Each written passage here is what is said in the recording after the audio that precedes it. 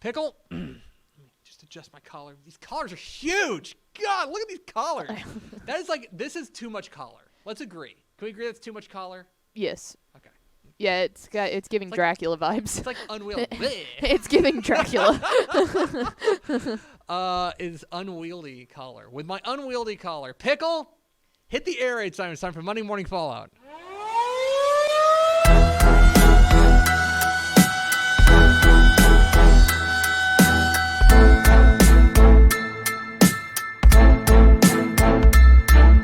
Monday Morning Fallout, of course, when we overreact to the football weekend, and for a slow week of football, right? Mm-hmm. Slow week, in quotations. Sure didn't feel like it. No, not at all. Feel like we're I'll be honest, rolling in here, like when I left on Friday, I was like, all right, here come the games. Like, might have to do some stretching to get Monday Morning Fallout put together. Nope. Pretty easy, actually, this week. I was going to say, I called that last week, too. I was like, it's always the weeks that we think that they're going to be awesome, and then it flubs, and then the weeks that we're, like, scrounging for what we think are going to be good games, it's just banger after banger. Let's start with my opening thought. Let's talk about gaps. We are now 6 weeks into the Texas high school football season, 5 weeks into the Texas college football season. And this is a good time to take a step back. God, these collars, oh, God, it's terrible. Time to take a step back and look at the landscape and see where we can draw some lines of demarcation. And talk about, because I think we talk about this a lot, as far as stacking teams up. Where is the gap? There's going to be teams that have established themselves as elite, and then there's like a line, and then there's a gap, whether it's a small gap or a large gap, however it is. Which way does it go, right? Where is that gap? So here's what I want to do, Pickle. Let's start with college. Pickle, where's the gap in the Big 12? Oh, man. Right now, it's Texas, maybe Oklahoma, and then everybody else. I think it's Texas and OU, right? Yeah. We'll find out more this week, but I think Texas and OU, and the gap is there. I think Texas is better than OU. We'll figure that out. But after that, it's a straight plummet down. Yeah, absolutely. I think there's a big middle, and honestly, it's like a big bottom middle. Yes. You know what I mean? Yeah. Yeah, the middle's not very strong, right. But to be honest. I think that right now in the Big 12, the gap is after the second spot. Mm-hmm. Where's the gap in Class 6A? I mean, obviously, they're going to divide into 6A D1 and 6A D2. Mm-hmm.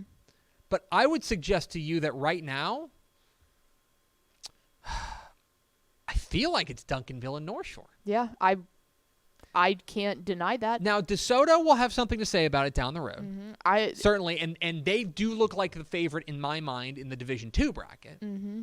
But right now, if you were to ask me where the line of demarcation is in Class 6A, I'd say it's after, and we'll have the rankings soon, but I think it's after Duncanville, North Shore. I think it's too deep. Which I feel like will be solidified after this week because Duncanville's playing Waxahachie, which is another really good DFW-based program, and then North Shore has Humble Summer Creek, the 10th ranked. So it's interesting. I think that we'll know even more this week if they go out and really just crush good opponents.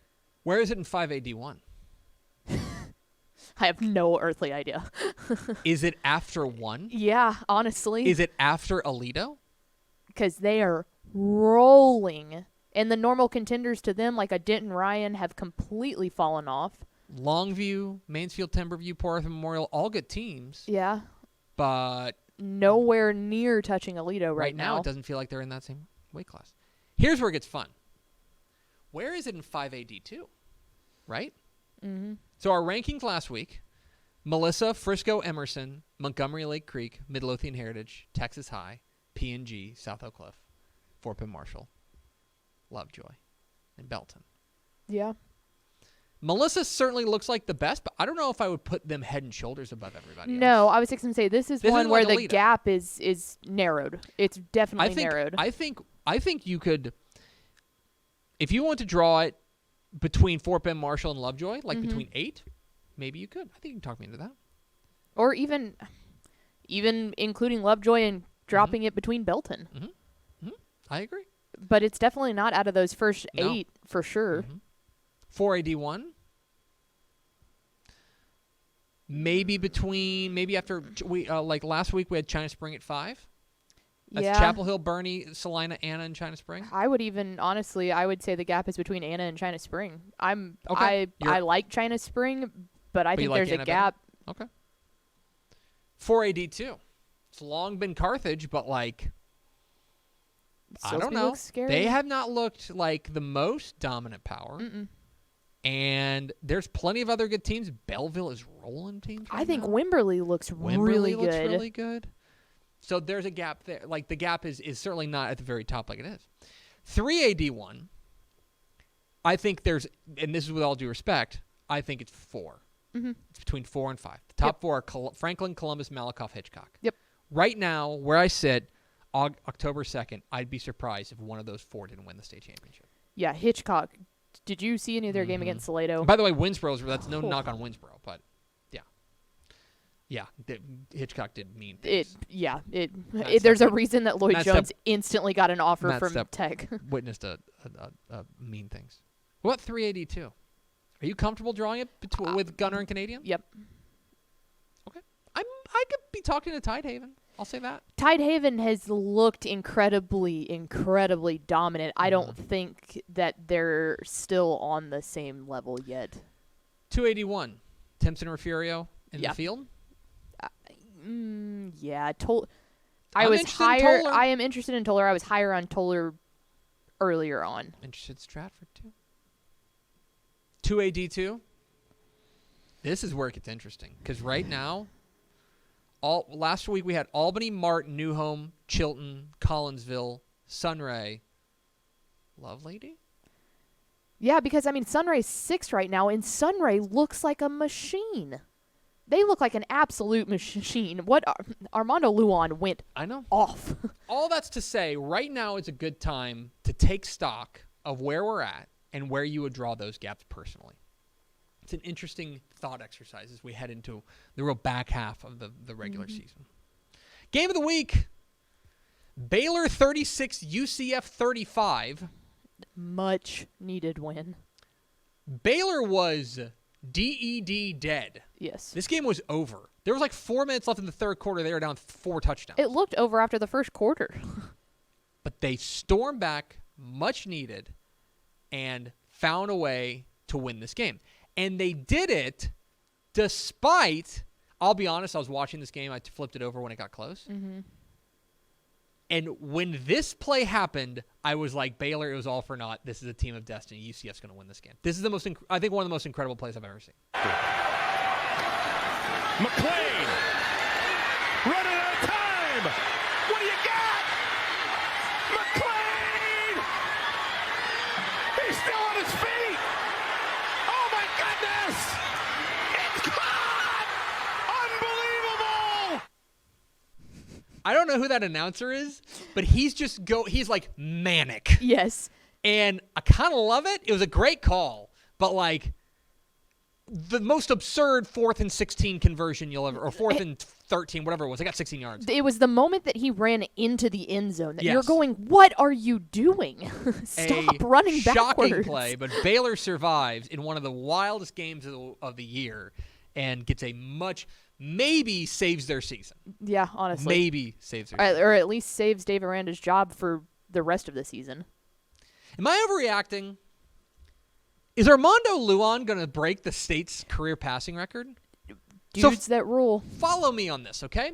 Right, he's already the first quarterback in Texas to break the 2,000-yard mark this year. He's over 2,000 yards passing, okay? He's at 8,911 career passing yards. That is right now 73rd all-time in UIL 11-man passing. 73rd. And he's halfway through his junior season. Yeah. The record is 14,408. Hunter Lyle at Booker.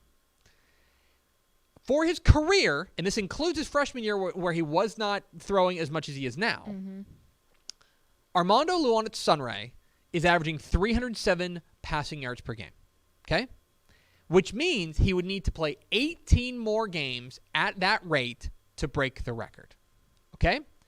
He's got at least 4 more this year. He's got at least 10 next year. So that means They would need to, again, we're working on this pace. Advance He's to the got to stay regional healthy. semifinal. Got to stay healthy. But they need to win 3 playoff games in the next 2 years. And he's got a real chance at it. And that, by the way, is not if he doesn't increase his pace. Yes. So, something to keep an eye on for the next 15 months. Armando Luan at Sunray is legit threatening. He's awesome. It's time for the Dudes Rock Dude of the Week. For Just the Dude of dudes the who Week. rocked the most. Hashtag Dudes Rock is where you can find it. And this week's Dudes Rock Dude of the Week is a dude that we want to honor for rocking. Our Dudes Rock Dude of the Week. Hashtag Dudes Rock. All of that in a letter jacket is just... Is Fort Worth Arlington Heights wide receiver and defensive back Keith Guidry. Keith Guidry had 1 catch for 68 yards and a touchdown. He had a 70-yard interception return for a touchdown, and he had a 72-yard punt return for a touchdown. Large bills only for Keith Guidry. Touched the ball 3 times, 3 touchdowns. 3 touchdowns. In 3 different fashions. Congratulations to our hashtag Dudes Rock Dude of the Week, Fort Worth Arlington Heights wide receiver and defensive back Keith Guidry. It's time for Tepper's Play of the Week. Let's go to the Iowa Colony Stafford game. A kind of an unexpected banger. Mm-hmm. Give Stafford a ton of credit. They controlled this game for a lot of it. But Iowa Colony roars back to win it, thanks in large part to the heroics of running back Aaron Tenner, and who better to take us through this than our own Trevor Bullard. Let's go, D! Little pitch out. Staying on his feet. Nice cutback. Now cutting up to the center of the field is Tenner. Tenner staying on his feet. Oh my God! Look at this run. Aaron Tenner is gone. Holy cow. 80 yards, and we're an extra point away from a tie. I agree, Trevor Bullard. Holy cow. And in that moment where they really needed a big play. Mm-hmm. Nothing is better than you can hear a lady in the background on the crowd mic going, "Oh my God!" That rocked. Pretty good. Iowa Colony running back Aaron Tenner, our play of the week. Quick break for a hot take. That'll probably do it for Dana Dimel. I hate to say it, UTEP. but I hate to yeah, say it because we like Dana Dimel a lot. we do. But It's just not working. they fall to Louisiana Tech 24-10 at home to drop to 1-5 on the year. 0-2 in conference play. They are down 14-0 like before you turn the game on. This is a team that's offense is really struggling right now. And I hate to say it, but they just look kind of listless. And they look like they're in need of a jolt. And Dan Dimmel's done great work there. That's probably it for him. I can't see, unless they really rally here in the back half of the schedule, I can't see how they make a bowl. And if they don't make a bowl, I think that's probably it for him. Now, it's time for the of the week. Bastrop 41, Kerrville Tivy 22. Someone explain this to me. So we just got done talking about how Kerrville Tivy knocked off Liberty Hill. Looked really good doing it. 34-28. Looked fantastic. Great win.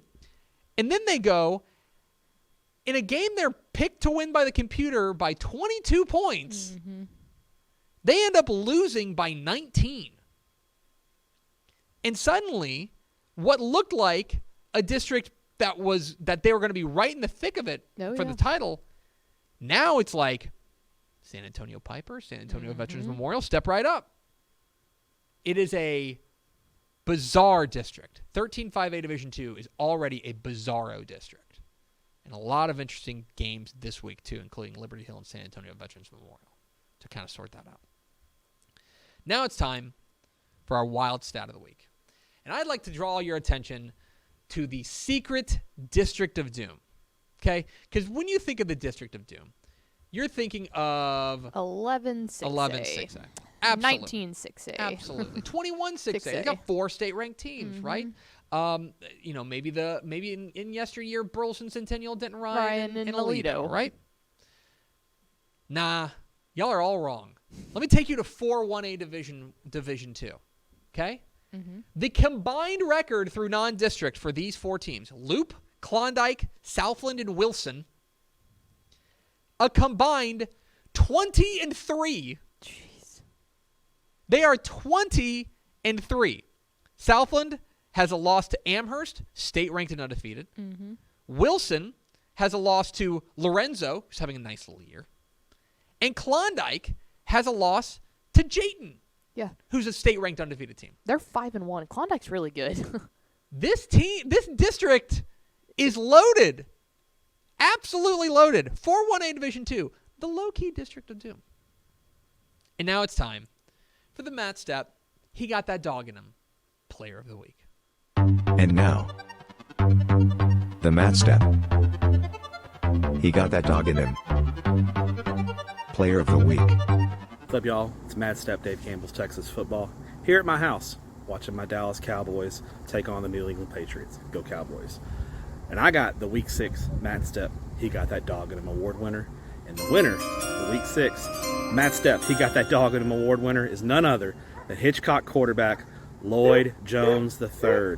In Saturday's win over Salado, Lloyd Jones III had 302 yards passing, 4 touchdowns, and he added a touchdown on the ground.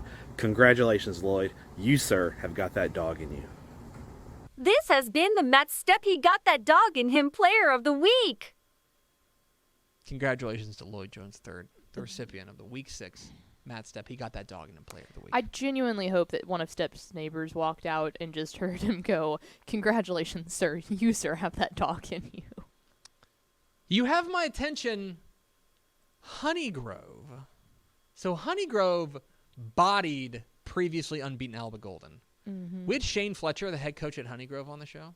Do you know what their motto is this year? I don't. No points, no punts. No points, no punts, which is a great motto. That rocks.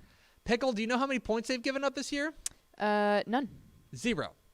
Do you know how many times they've punted this year? I'm going to assume none. I confirmed last night with Shane Fletcher, 0 punts this year. Well, if you're going to have a motto. Now, he did admit to me, he goes, there were probably a couple of times I should have, but I can't bring myself to do it.